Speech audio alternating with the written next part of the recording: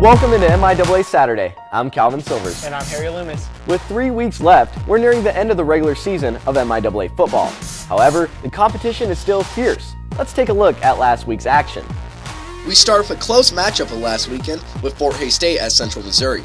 The Mules were down 14-0 early, but scored 14 unanswered to tie the game. Mules kicker Chris Diddle made it 17 straight by scraping the ball through the uprights from 26 yards out to give Central Missouri their first lead of the game.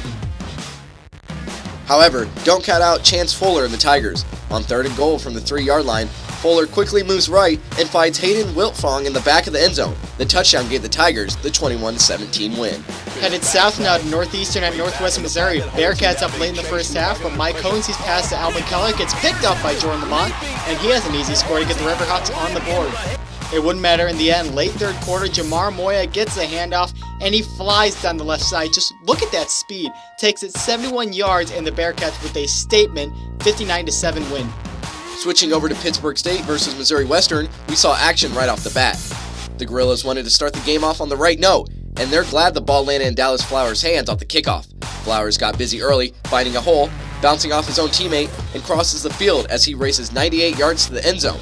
This would be the start of a 27-0 run for the Gorillas. The Griffins kept fighting and found themselves in the red zone in the fourth quarter. Regan Jones had the option to pitch the ball, but decided to do all the work himself as he runs it in from 8 yards out. Jones is excited, but the Gorillas still win this one, 34-14. Nebraska Kearney hosting Lincoln in this one. Late fourth quarter, Joe Stiffen gets the handoff and goes left, gets some nice blocking, and trots in for 21 yards out for his second touchdown of the day, part of a dominant 56-0 win. We move ahead to the fourth quarter, where Washburn holds a narrow 16-10 lead. That Ichabod lead wouldn't last much longer because Jace Gardner was on a mission to get into the end zone. Nobody was going to bring him down as he carried the whole Ichabod team with him, putting the Broncos up 17-16. You thought that was impressive. What if I told you we had another kick return in the MIAA? That's right, James Letcher Jr. catches the ball on the 10-yard line, and the rest is history. He shrugs off some weak tackles from the Broncos defenders and uses his lightning speed to help secure an Ichabod win, 29-17. We had a good one in Emporia hosting Missouri Southern. Let's take you right to the fourth quarter, under 6 to play, 2nd and goal. Braden Gleason rolls right and hits Tyler Kamen to score his second touchdown in the span of 6 minutes to make it 24-14. The Tigers were not done. Last minute, Dawson Hurl with the beautiful ball to Jaden Stoshak. They get it to 24-21, but wouldn't get it any closer as the Hornets survive in a thriller. The standings keep getting tighter as we near the end of the regular season, and it starts at the top. Coming in at number 1 is Nebraska Kearney, and they'll look to keep that spot as they take on the number 2 Northwest Missouri State Bearcats in Maryville this weekend. Pitt State and Washburn both sit at 6-2 in the 3 and 4 spots. Central Oklahoma, Emporia State, and Fort Hays State fill spots 5 through 7 at 4 and 4. Missouri Southern and Missouri Western are 3 and 5. Northeastern and Central Missouri share a 2 and 6 record. Lincoln rounds out the group. Let's take a moment to recognize the players of the week.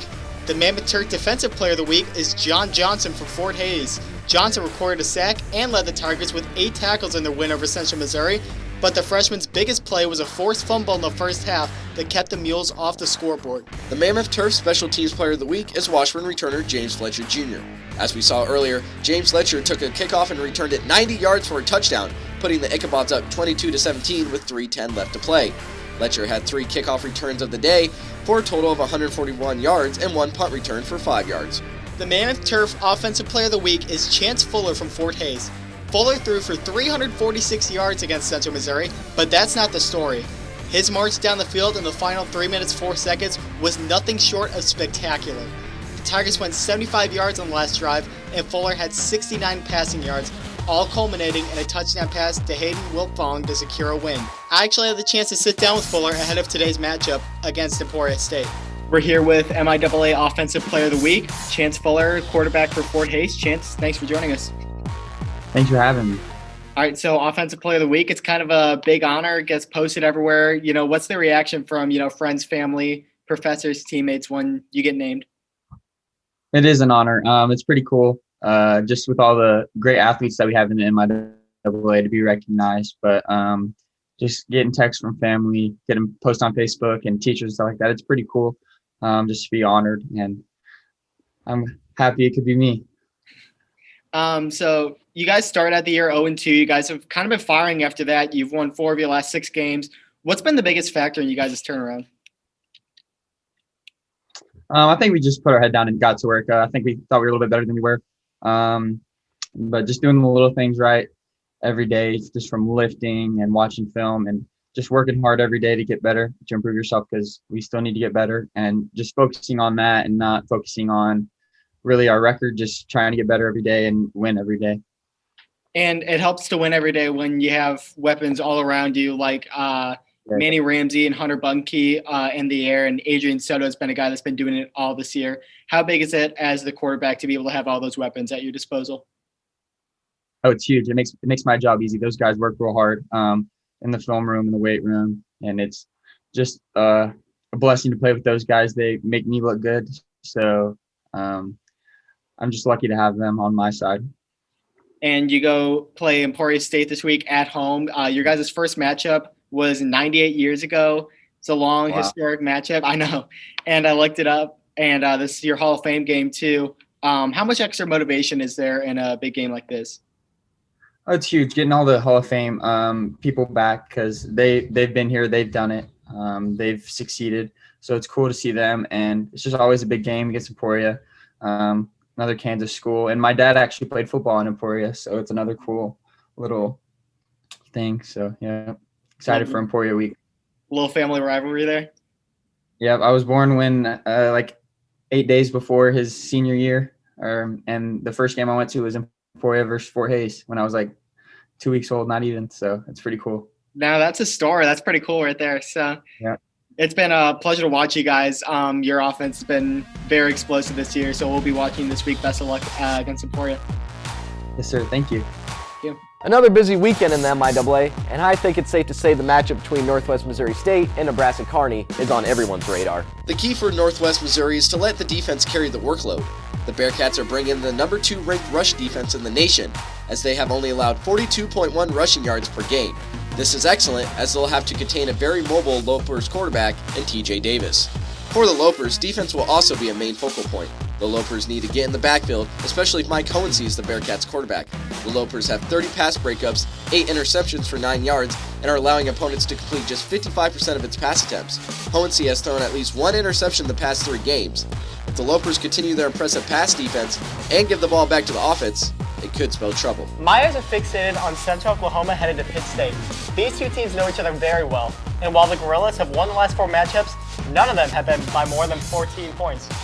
What I want to see out of Central Oklahoma is a clean game. Pitt State is the least penalized team in the MIAA while forcing the 3rd most penalty yards.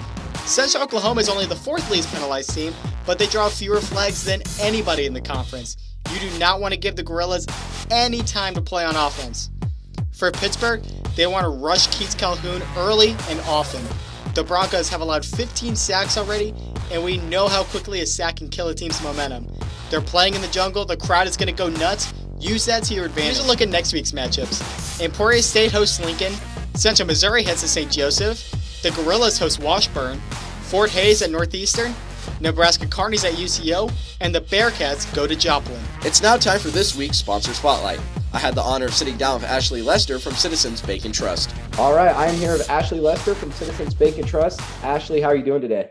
Hi, I'm good. How are you doing? I'm doing fantastic, and we're going to talk a little bit about Citizens Bank and Trust here. And I guess the first thing I want to ask you is, can you talk about the benefits of the partnership between Citizens Bank and the MIAA?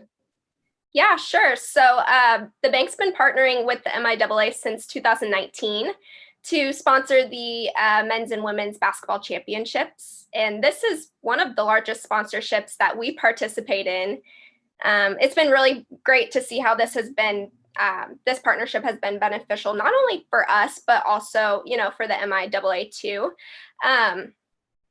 So, through this partnership, we're able to increase brand awareness throughout our footprint.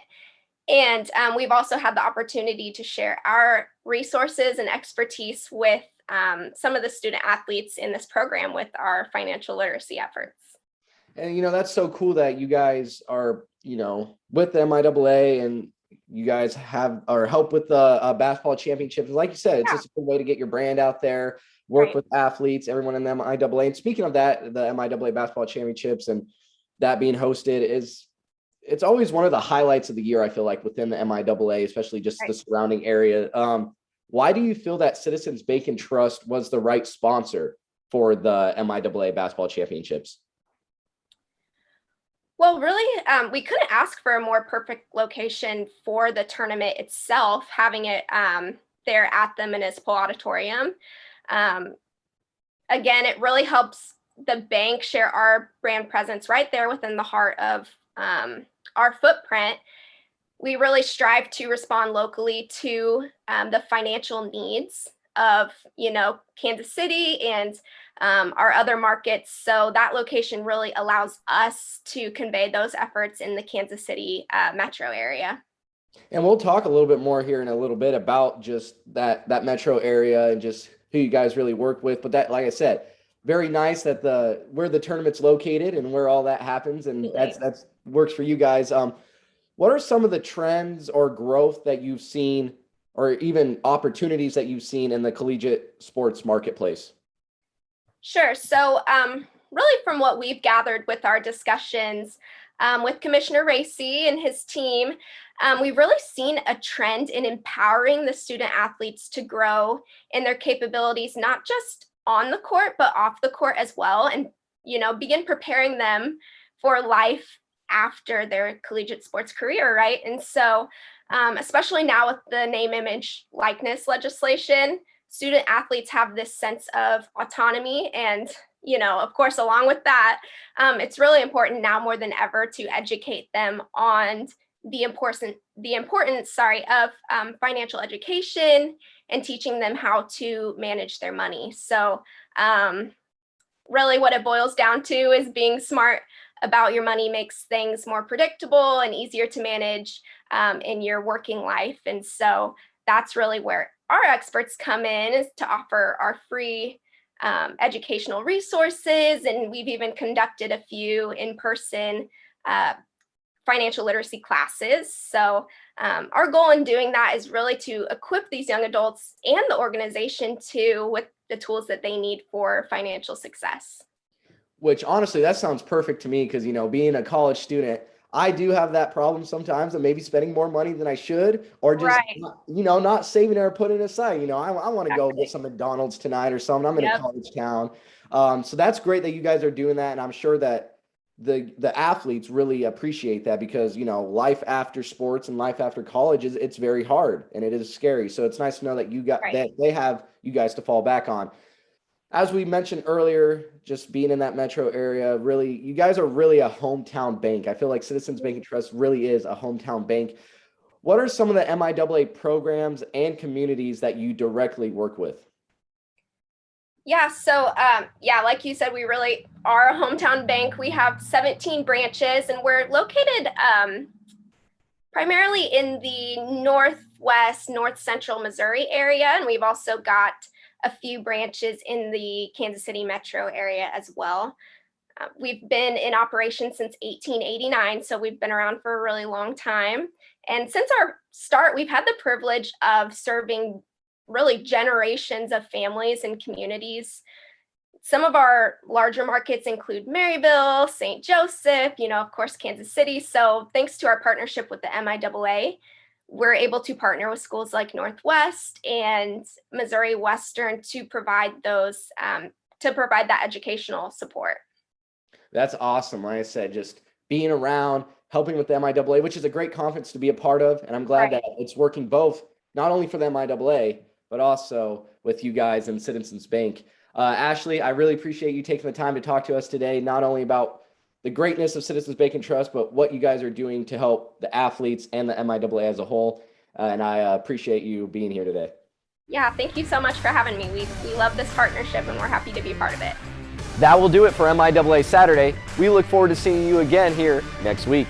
Be sure to follow us across our social media platforms and catch all the MIAA action on the MIAA network. I'm Harry Loomis. And I'm Calvin Silvers. See you next week.